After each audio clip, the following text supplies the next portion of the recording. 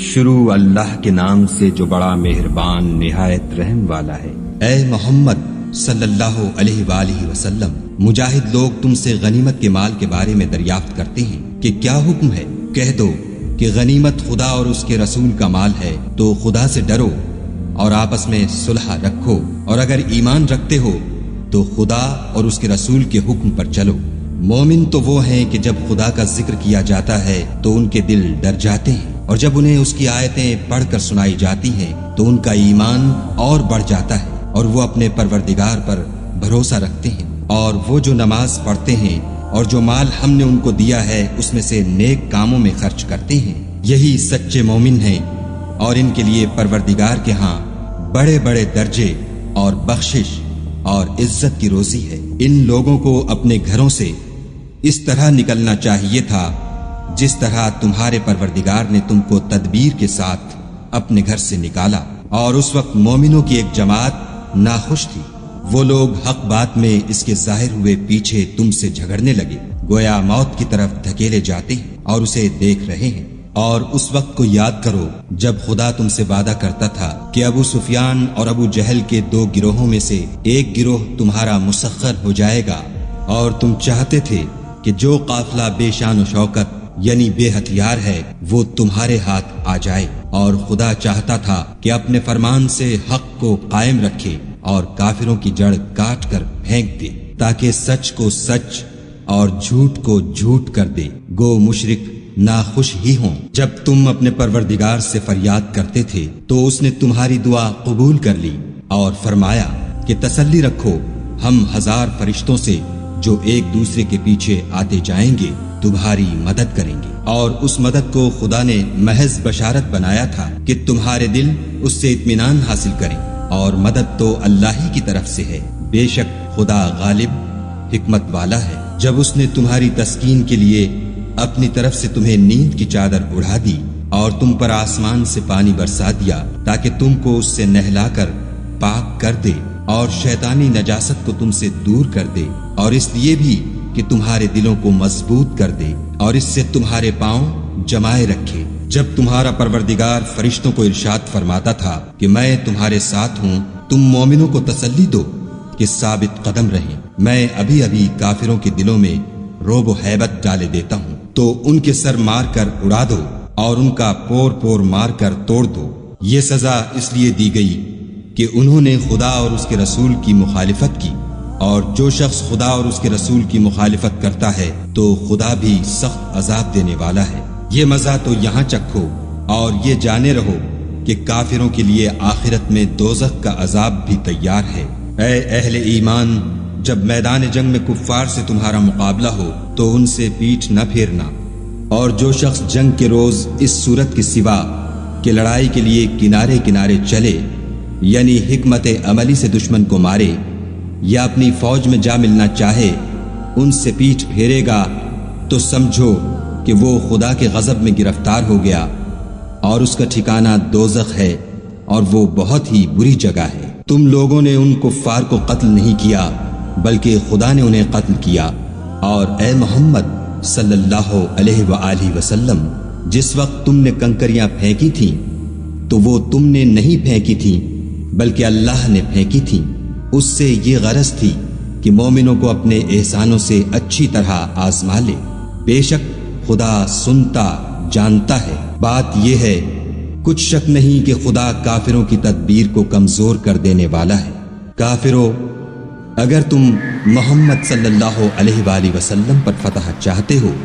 تو تمہارے پاس فتح آ چکی۔ دیکھو، اگر تم اپنے افعال سے باز آ جاؤ تو تمہارے حق میں بہتر ہے، اور اگر پھر نافرمانی کرو گے تو ہم بھی پھر تمہیں عذاب کریں گے، اور تمہاری جماعت خواہ کتنی ہی کثیر ہو تمہارے کچھ بھی کام نہ آئے گی، اور خدا تو مومنوں کے ساتھ ہے۔ اے ایمان والو، خدا اور اس کے رسول کے حکم پر چلو اور اس سے روگردانی نہ کرو،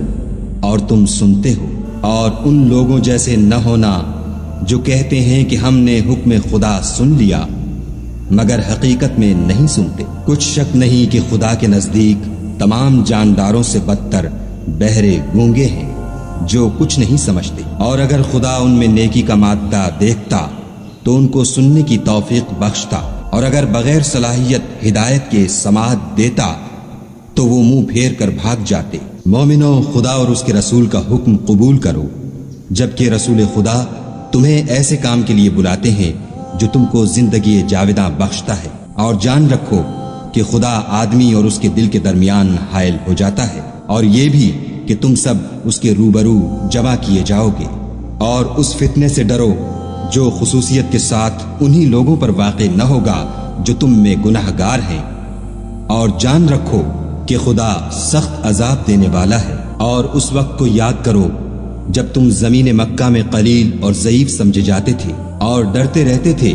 کہ لوگ تمہیں اڑا نہ لے جائیں، یعنی بے خانمان نہ کر دیں، تو اس نے تم کو جگہ دی اور اپنی مدد سے تم کو تقویت بخشی اور پاکیزہ چیزیں کھانے کو دیں تاکہ اس کا شکر کرو۔ اے ایمان والو، نہ تو خدا اور رسول کی امانت میں خیانت کرو اور نہ اپنی امانتوں میں خیانت کرو، اور تم ان باتوں کو جانتے ہو، اور جان رکھو کہ تمہارا مال اور اولاد بڑی آزمائش ہے، اور یہ کہ خدا کے پاس نیکیوں کا بڑا ثواب ہے۔ مومنو، اگر تم خدا سے ڈرو گے تو وہ تمہارے لیے امر فارق پیدا کر دے گا، یعنی تم کو ممتاز کر دے گا اور تمہارے گناہ مٹا دے گا اور تمہیں بخش دے گا، اور خدا بڑے فضل والا ہے۔ اور اے محمد صلی اللہ علیہ وآلہ وسلم، اس وقت کو یاد کرو جب کافر لوگ تمہارے بارے میں چال چل رہے تھے کہ تم کو قید کر دیں یا جان سے مار دیں یا وطن سے نکال دیں، تو ادھر تو وہ چال چل رہے تھے اور ادھر خدا چال چل رہا تھا، اور خدا سب سے بہتر چال چلنے والا ہے۔ اور جب ان کو ہماری آیتیں پڑھ کر سنائی جاتی ہیں تو کہتے ہیں یہ کلام ہم نے سن لیا ہے، اگر ہم چاہیں تو اسی طرح کا کلام ہم بھی کہہ دیں، اور یہ ہے ہی کیا، صرف اگلے لوگوں کی حکایتیں ہیں۔ اور جب انہوں نے کہا کہ اے خدا، اگر یہ قرآن تیری طرف سے برحق ہے تو ہم پر آسمان سے پتھر برسا یا کوئی اور تکلیف دینے والا عذاب بھیج۔ اور خدا ایسا نہ تھا کہ جب تک تم ان میں تھے انہیں عذاب دیتا، اور نہ ایسا تھا کہ وہ بخشش مانگے اور انہیں عذاب دے، اور اب ان کے لیے کون سی وجہ ہے کہ وہ انہیں عذاب نہ دے، جبکہ وہ مسجد محترم میں نماز پڑھنے سے روکتے ہیں، اور وہ اس مسجد کے متولی بھی نہیں ہیں، اس کے متولی تو صرف پرہیزگار ہیں، لیکن ان میں کے اکثر نہیں جانتے۔ اور ان لوگوں کی نماز خانہ کعبہ کے پاس سیٹیاں اور تالیاں بجانے کے سوا کچھ نہ تھی، تو تم جو کفر کرتے تھے اب اس کے بدلے عذاب کا مزہ چکھو۔ جو لوگ کافر ہیں اپنا مال خرچ کرتے ہیں کہ لوگوں کو خدا کے رستے سے روکیں، سو ابھی اور خرچ کریں گے، مگر آخر وہ خرچ کرنا ان کے لیے موجب افسوس ہوگا، اور وہ مغلوب ہو جائیں گے، اور کافر لوگ دوزخ کی طرف ہانکے جائیں گے، تاکہ خدا پاک سے ناپاک کو الگ کر دے اور ناپاک کو ایک دوسرے پر رکھ کر ایک ڈھیر بنا دے، پھر اس کو دوزخ میں ڈال دے۔ یہی لوگ خسارہ پانے والے ہیں۔ اے پیغمبر صلی اللہ علیہ وآلہ وسلم، کفار سے کہہ دو کہ اگر وہ اپنے افعال سے باز آ جائیں تو جو ہو چکا وہ انہیں معاف کر دیا جائے گا، اور اگر پھر وہی حرکات کرنے لگیں گے تو اگلے لوگوں کا جو طریق جاری ہو چکا ہے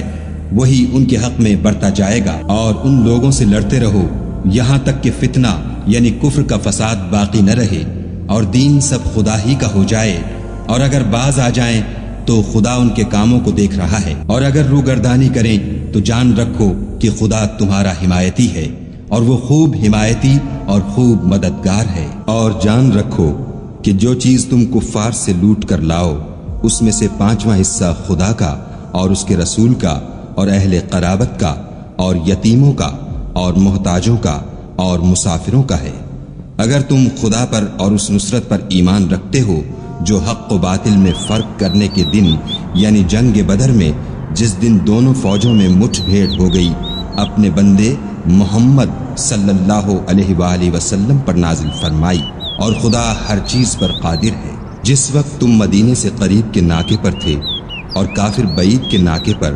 اور قافلہ تم سے نیچے اتر گیا تھا، اور اگر تم جنگ کے لیے آپس میں قرارداد کر لیتے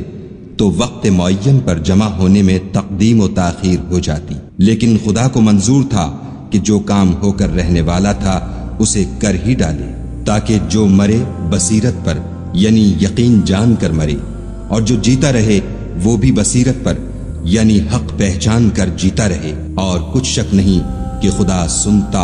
جانتا ہے۔ اس وقت خدا نے تمہیں خواب میں کافروں کو تھوڑی تعداد میں دکھایا، اور اگر بہت کر کے دکھاتا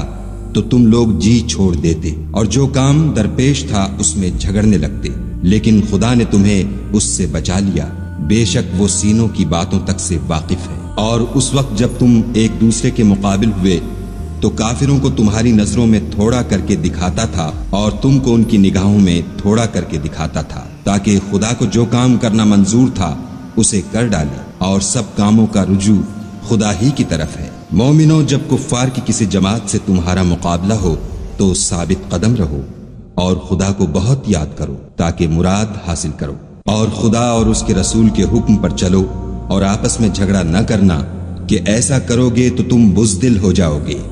اور تمہارا اقبال جاتا رہے گا، اور صبر سے کام لو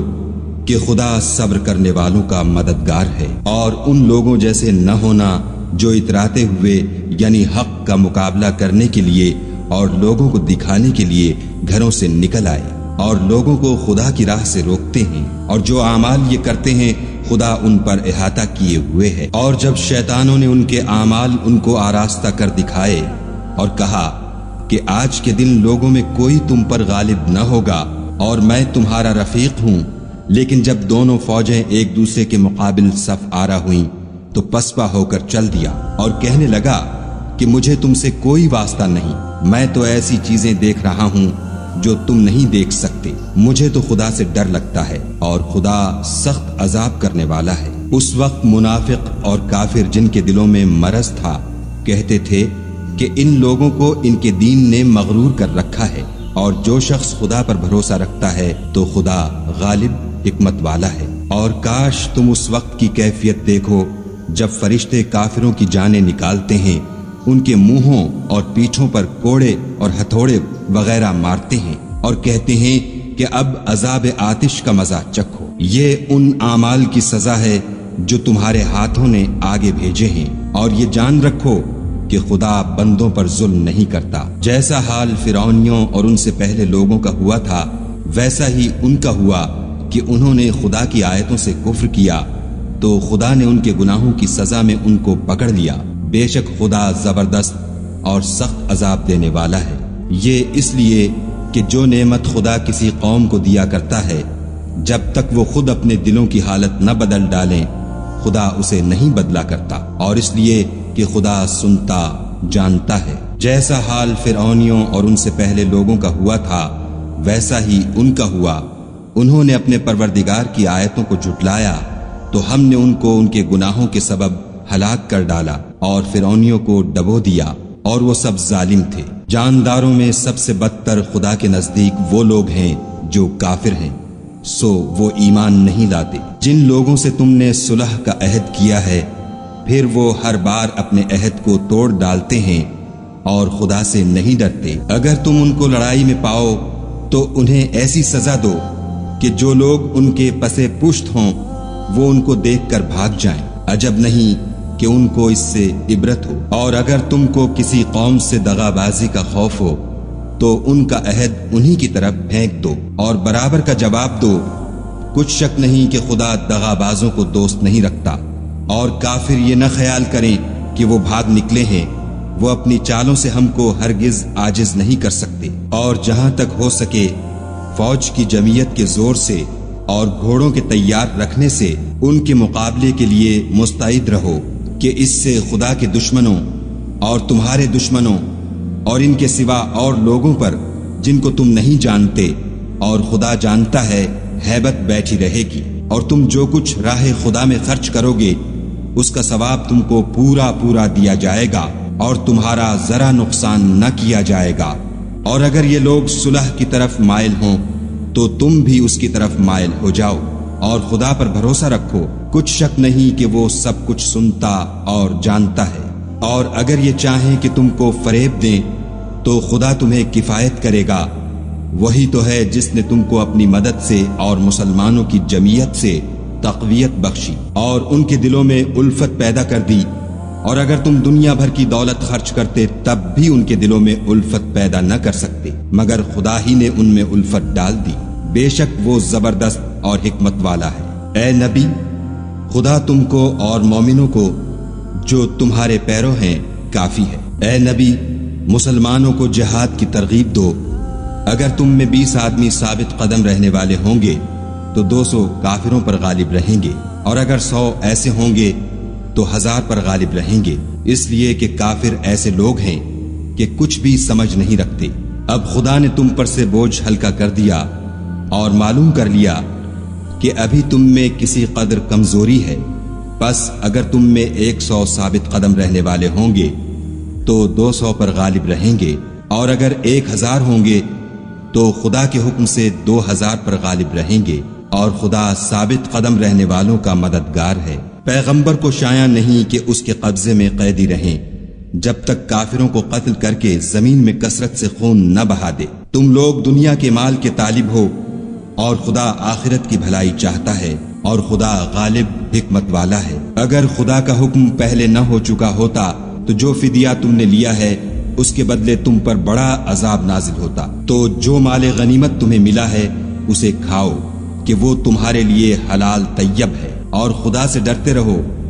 بے شک خدا بخشنے والا مہربان ہے۔ اے پیغمبر، جو قیدی تمہارے ہاتھ میں گرفتار ہیں ان سے کہہ دو کہ اگر خدا تمہارے دلوں میں نیکی معلوم کرے گا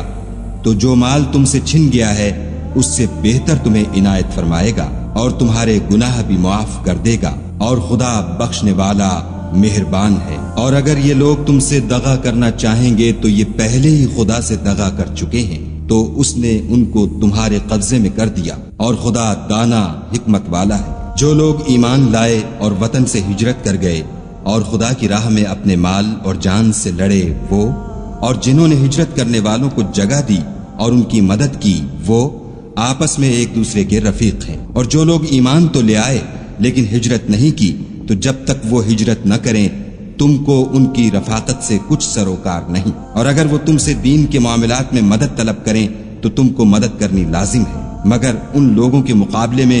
کہ تم میں اور ان میں صلح کا عہد ہو مدد نہیں کرنی چاہیے، اور خدا تمہارے سب کاموں کو دیکھ رہا ہے۔ اور جو لوگ کافر ہیں وہ بھی ایک دوسرے کے رفیق ہیں۔ تو مومنو،